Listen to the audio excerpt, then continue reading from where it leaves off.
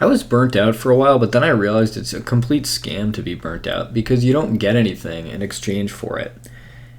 The main pull of being burnt out is you get to stop doing work and stop trying. And that seems pretty nice, but it honestly just kind of makes you miserable.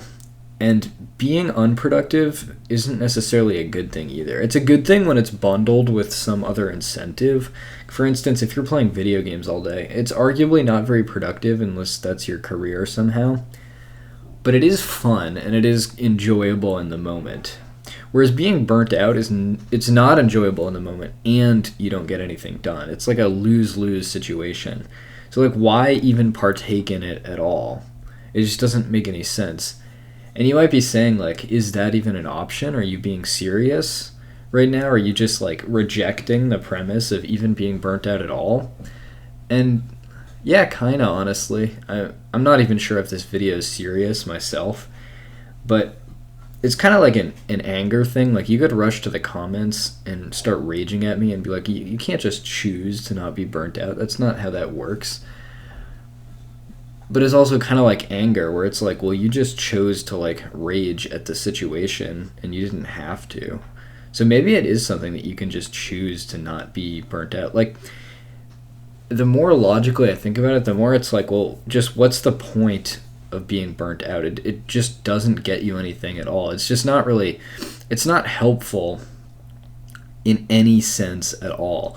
Whereas continuing to not be burnt out and just doing things for the small improvement that they give your life, rather than like, okay, well, the science of burnout, right? I'm getting distracted by my own reflection, is when you want more than you currently have, or when your dreams and aspirations are like huge and you're looking at your life as it currently is and you're like, ah, man, I'm just like an ordinary MF.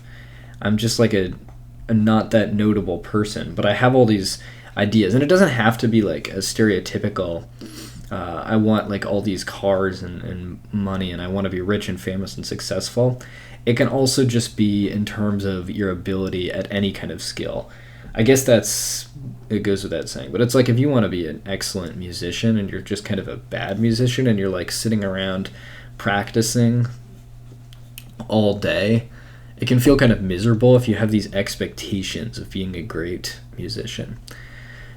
So having those expectations don't really do anything. It's like, for some reason, it's tempting to keep looking at like the experts in any field and just being like, oh man, I wish I could be like that person. And even though you know what it takes to be really good at something is just like a lot of really boring work, a lot of repetition and continually doing. I don't know why I got tired. I guess I saw myself yawn because yawns are contagious. Looking at yourself in the reflection is really not productive for filming. Anyway, what was I saying? Oh, comparing yourself to experts. Like, a lot of people compare themselves to the best. I don't know if that's like a consequence of our digital age, but there are a lot more people that like watching professional sports than actually playing the sport. There are a lot more people that like watching like the best chess players or the best musicians than actually doing the thing. And it's like, not gonna yawn again.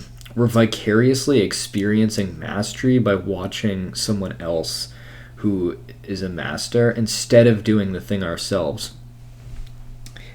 And it's almost like, because our imaginations are hard to distinguish from reality for our brain, like we know that we're imagining being a master of something, but the brain is like, man, I'm great at this thing, and now I have to snap back to reality where I suck at it. I wonder if that's why people enjoy watching YouTubers. Why am I so tired? Who are good at stuff instead of actually being good at the thing themselves. But yeah, I'd honestly like to hear what your strategy is to coping with